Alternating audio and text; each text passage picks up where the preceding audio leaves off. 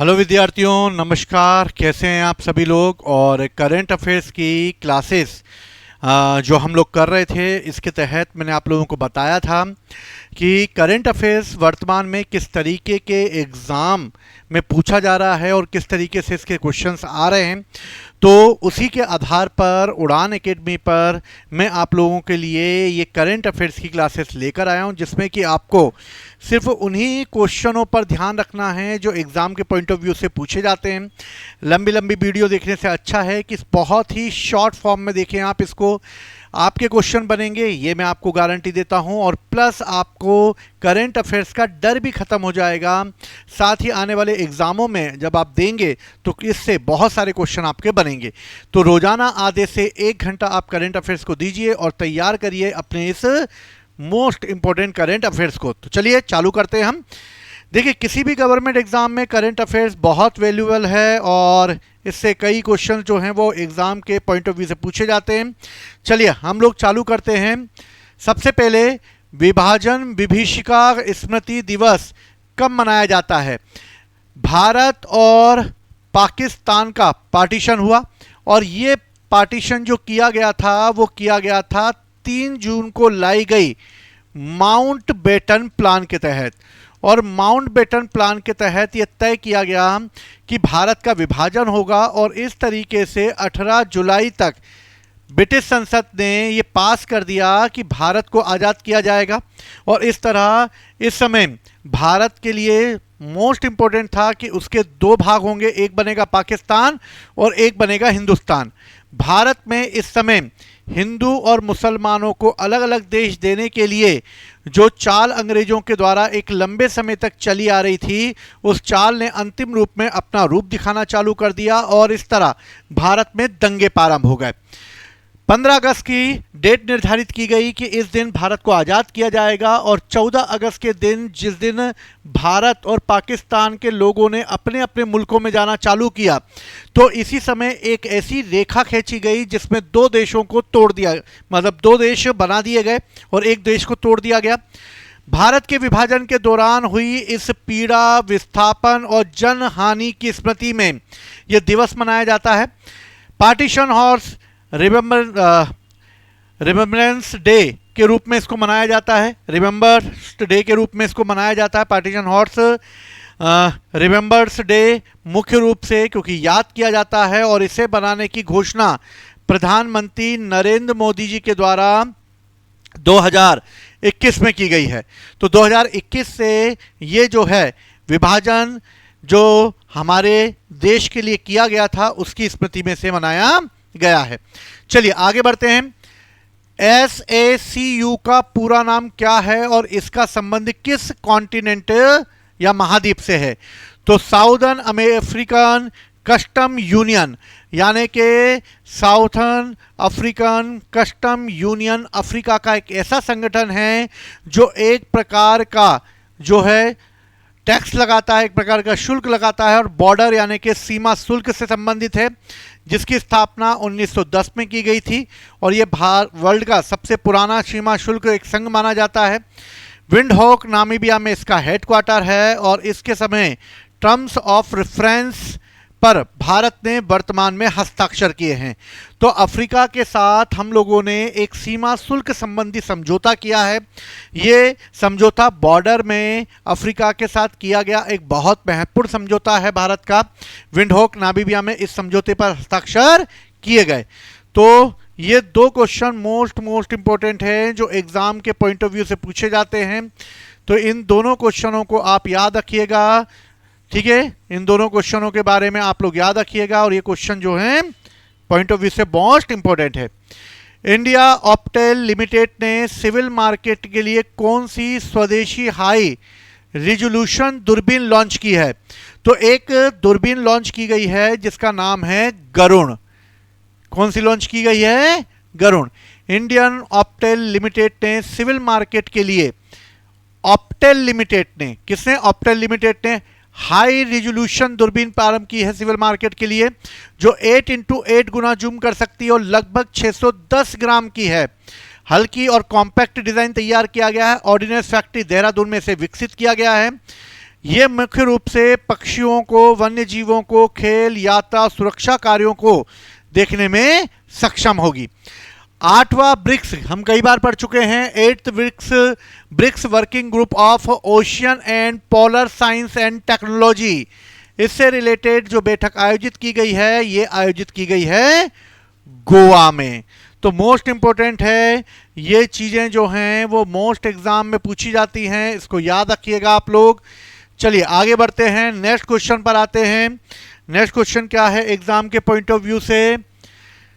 Madam Bhikaji कामा, 13 अगस्त 2026 को madam Bhikaji कामा ने झंडा कहां फहराया था?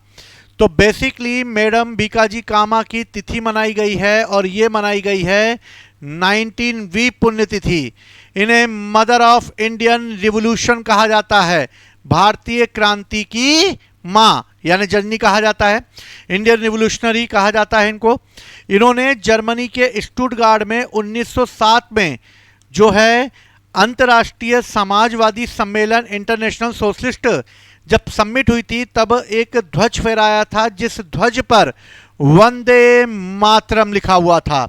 और इस तरह वंदे मातरम लिखा हुआ ध्वज भारत की क्रांति की मां यानी मदर ऑफ इंडियन रिवॉल्यूशनरी ने स्टुटगार्ट में फहराया। ये क्वेश्चन कई बार एग्जाम में आ चुका है, हिस्ट्री के भी, आप याद रखिएगा इसके बारे में।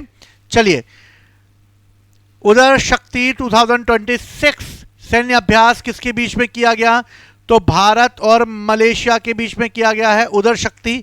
तो उधर मतलब उधार दिया था, हमने क्या दिया था? माल दिया था, उधर माल वापस ले लिया हमने मलेशिया से, तो उधर शक्ति 2006 हुआ है। ये सेलंगोर स्वांग एयर बेस पर किया गया है, मलेशिया में किया गया है। मोस्ट इंपोर्टेंट है, उधार हमने किसको दिया था?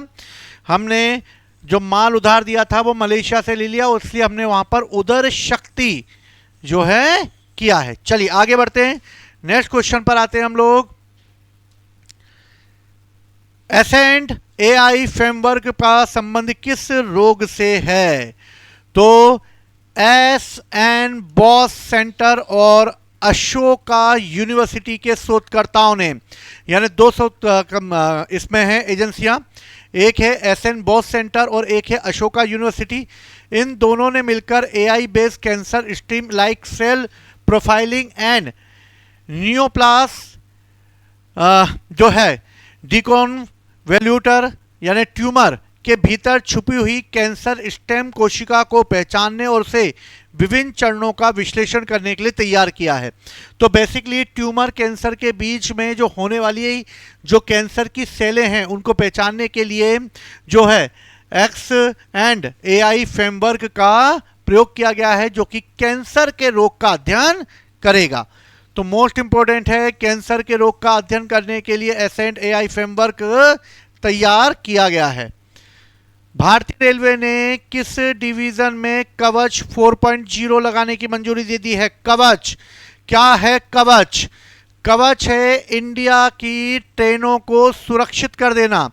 ये तब सुरक्षित कर देना जब अधिक ऊबड़ खाबड़ जैसी कुछ घटनाएं घटित हो जाएं, ट्रेन की पटरी उखड़ने वाली हो जाए या कहीं पर नट बोल्ट ढीले हो गए हों, कहीं कोई घटना होने वाली हो, ऐसी कंडीशन में ट्रेन का इमरजेंसी ब्रेक अपने आप लग जाएगा।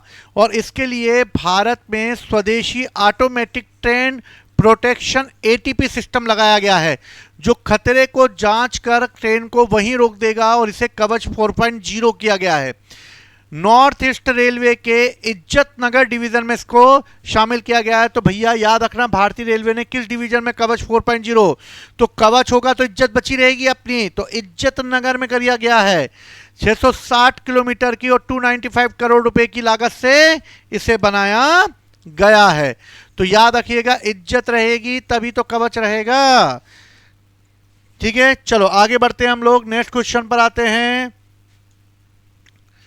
2026 में Hurun India most valuable family business सूची में किसे शामिल किया गया है? तो अंबानी परिवार रिकॉर्ड तोड़ प्रदर्शन करते हुए 25.8 लाख करोड़ रुपए के साथ नंबर 1 पर है। दूसरे पर कुमार मंगला बिरला जो बिरला परिवार है वो है 8.15 लाख करोड़, और तीसरा जिंदल परिवार है जो स्टील किंग के नाम से जाने जाते हैं, 8.02 के साथ हैं। तो मोस्ट इंपोर्टेंट है, 25.8 लाख करोड़ रुपए की संपत्ति के साथ अंबानी परिवार नंबर 1 पर है। मुख्यमंत्री खेत सुरक्षा योजना, खेत की सुरक्षा तो यूपी में ही होगी भाई। आवारा पशुओं, नीलगाय, सुअर के फसलों की रक्षा करने के लिए 60% या उससे अधिकतम 1.43 लाख रुपए प्रति किलोमीटर सब्सिडी भी दी जाएगी।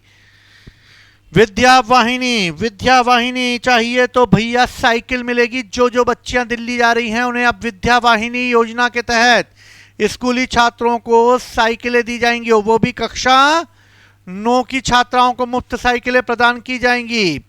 तो ये 2 फैक्ट मोस्ट इंपोर्टेंट हैं, याद रखिएगा इस बात को। एग्जाम के पॉइंट ऑफ व्यू से कई बार पूछा जा सकता है। चलिए नेक्स्ट क्वेश्चन पर आते हैं। नेक्स्ट क्वेश्चन क्या है? किस राज्य ने सरकारी और शैक्षणिक संस्थानों के कार्यक्रमों से पहले राज्य गीत गाना अनिवार्य कर दिया? भैया राज्य का गीत है तमिल ताई वायुमु। तो भैया अब किस राज्य ने सरकारी और शैक्षणिक संस्थानों के कार्यक्रमों से पहले राज्य गीत गाना अनिवार्य कर दिया? अगर थेलापति ने भैया बैंड बजा दी है तमिलनाडु में। अब भैया तमिल जो है ताई गाना गाना पड़ेगा, तमिल ताई।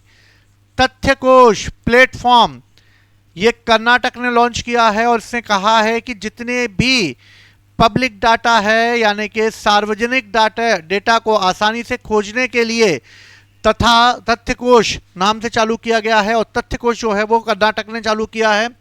ठीक है। किस राज्य ने पेट्रोल और डीजल में 60 पैसे अधिक का प्रति लीटर का अनाथ और विधवा उपकर लगा दिया है? ये लगा दिया है हिमाचल प्रदेश ने, और हिमाचल प्रदेश ने बोला 60% उपकर देना होगा। ठीक है, टैक्स देना होगा, सब टैक्स देना होगा, और ये देना होगा अनाथ और विधवाओं के लिए। तो ऐसा करने वाला भैया कोई हिमालय की तरह ही महान होना चाहिए, और वो है हिमाचल प्रदेश। 1 हर्ब 1 स्टैंडर्ड पहल के तहत आयुष मंत्रालय ने किसके साथ समझौता किया है? तो स्वास्थ्य एवं परिवार कल्याण मंत्रालय के साथ किया गया है। तो याद रखना 1 हर्ब 1 स्टैंडर्ड जो है वो लॉन्च कर दिया गया है। चलिए आगे बढ़ते हैं, नेक्स्ट क्वेश्चन पर आते हैं। नेक्स्ट क्वेश्चन क्या है? केंद्रीय गृह मंत्री अमित शाह ने ग्रामीण ज्ञान सेतु ऐप कहां लॉन्च किया है? तो ये गांधीनगर गुजरात में ग्रामीण ज्ञान सेतु ऐप चालू किया गया है। ग्रामीण क्षेत्रों में वस्तुओं और युवाओं की पढ़ाई की आदत से जोड़ना है। पुस्तकालयों के संस्थानों को डिजिटल रूप में एकीकृत करने के लिए 2.80 लाख पुस्तकों का एक नेटवर्क तैयार किया गया है। तो ग्रामीण ज्ञान सेतु मिलेगा भैया, गांधी जी का ज्ञान मिलेगा। पहला ब्लैक नेकेड क्रेन फेस्टिवल कहां आयोजित किया गया? यह किया गया लद्दाख के चांगथांग शीत वन्य जीव अभयारण्य क्षेत्र में। ब्लैक नेकेड कैन फेस्टिवल काली गर्दन वाली सारंश के संरक्षण को बढ़ावा देता है। ये देखिए काली गर्दन दिख गई आपको, तो काली गर्दन के संरक्षण को बढ़ावा देने के लिए लद्दाख में किया गया है ये। तो मोस्ट इंपोर्टेंट है, याद रखिएगा इस बात को, भूल मत जाइएगा। एशिया की पहली desert theme drive through night safari Gujarat में चालू की गई है। बनासकांडा जिले के जूनाडीसा में मरुस्थलीय और शुष्क परिस्थितियों में यानी डेजर्ट एरिया और ड्राई एरिया में रहने वाले इन्वायरमेंट को देखने के लिए लगभग 83 प्रजातियां रहती हैं, जो कि लगभग 2700 से अधिक वन्यजीव पक्षी रहते हैं। इन्हें देखने के लिए नाइट सफारी चालू की गई है गुजरात के बनासकांडा जिले में। चलिए नेक्स्ट क्वेश्चन पर आते हैं। डॉक्टर MP परमेश्वरम कौन थे? तो भैया ये परमाणु वैज्ञानिक थे, मार्क्सवादी थे, जिनका वर्तमान में निधन हो गया है। चलिए एक बार हम क्विक रिवीजन कर लेते हैं और फटाफट जानने की कोशिश करते हैं कि क्या क्या क्वेश्चन हमें याद हैं। अभी तो याद करने की कोशिश करते हैं हम लोग, क्या क्या चीजें हमें याद रह गई हैं। जल्दी फटाफट क्विक रिवीजन करते हैं हम लोग। सबसे पहले विभाजन विभाषिका स्मृति 14 अगस्त को मनाया जाता है। 13 अगस्त को मैडम भिकाजी कामा की 90वीं पुण्यतिथि, मदर ऑफ इंडियन रिवोल्यूशन। ह्यूनर इंडिया मोस्ट में अंबानी परिवार सबसे आगे 25.8 लाख करोड़। केंद्रीय गृह मंत्री ने ग्रामीण ज्ञान सेतु गांधीनगर में किया है। SACU south African custom union का भारत ने सिग्नेचर कर दिए हैं। उधर शक्ति मलेशिया के साथ होगा। मुख्यमंत्री खेत सुरक्षा यूपी में होगी। विद्या वाहिनी दिल्ली में 9th क्लास के बच्चों को साइकिल दी जाएगी। ब्लैक नेकेड क्रेन फेस्टिवल जो है लद्दाख में मनाया जाएगा, चांगथांग सीट में। ठीक है, India Optel limited civil market के लिए एक गरुड़ नामक से एक स्वदेशी हाई रिजोल्यूशन दूरबीन लॉन्च की गई है। 8 बिक्स वर्किंग ग्रुप जो है वो गोवा में किया गया है। ठीक है, इसके अलावा एसेंट जो है वो ट्यूमर में छिपे हुए कैंसर की कोशिकाओं का पता लगाने के लिए किया गया है। ये एसेंट बोस सेंटर और अशोका यूनिवर्सिटी के तहत भारतीय रेलवे ने किस डिवीजन कवच की इज्जत रहेगी, तो भैया उत्तर पूर्वी रेलवे में। किस राज्य में शैक्षिक संस्थानों कार्यक्रमों के पहले राज्य गीत गाना होगा? तमिलनाडु में। तथ्यकोश कर्नाटक में सार्वजनिक डाटा सेव करेगा। किस राज्य में पेट्रोल डीजल में 60% लीटर अनाथ और विधवा के लिए लगा दिया? हिमाचल प्रदेश ने। वन हर्ब वन स्टैंडर्ड स्वास्थ्य एवं परिवार कल्याण मंत्री का। एशिया की पहली डेजर्ट थीम डाइविंग जो नाइट सफारी है वो गुजरात के बनासकांडा जिले में। और MP परमेश्वरम, एक वैज्ञानिक परमाणु वैज्ञानिक जिनका वर्तमान में निधन हो गया। तो क्विक रिवीजन में इस तरीके से इसको याद करें जिससे कि आपको बेहतर तरीके से याद हो सके। तो मोस्ट इंपॉर्टेंट है आप लोगों के लिए। और एक और चीज़ जो आप लोगों के लिए मैं उड़ान एकेडमी लेकर आई है, और उड़ान एकेडमी लेकर आई है अपनी एक बेहतरीन टेस्ट सीरीज जो कि 2026-27 को आधार बनाते हुए विभिन्न एग्जामों के लिए है। MPSI, MPESB group 2 sub group 4, MPESB group 2 sub group 4, primary teacher eligibility test जिसे जल्द ही बनाया जा रहा है अभी विशेषज्ञों के द्वारा, क्योंकि कोचिंग इंस्टीट्यूट ने अपने कोर्स ही लॉन्च कर दिए हैं। 2-2, 3-3 साल पुराने बनाए हुए कोर्स ही लॉन्च कर मारे। देखो बेटा तुम लोग पास तो हमें करना नहीं, पैसे दे दो सब हम लोग। ठीक है, MP पुलिस कांस्टेबल और मध्य प्रदेश उच्च न्यायालय जिला न्यायालयों के लिए भी सहायक ग्रेड 3 की जो वैकेंसी निकली है उसके लिए भी टेस्ट सीरीज बनाई गई है। तो मेन रूप से टेस्ट सीरीज आपके लिए बहुत ही कम प्राइस पे रखी गई है जिससे कि आप जो हैं वो अपना क्विक रिवीजन कर सकें। बायलैंग्वेज में है, ये आपके लिए बहुत उपयोगी होगी। तो साथ ही जुड़े रहिए उड़ान एकेडमी के साथ और अपनी तैयारी को करते रहें बेहतर। जय हिंद, जय भारत।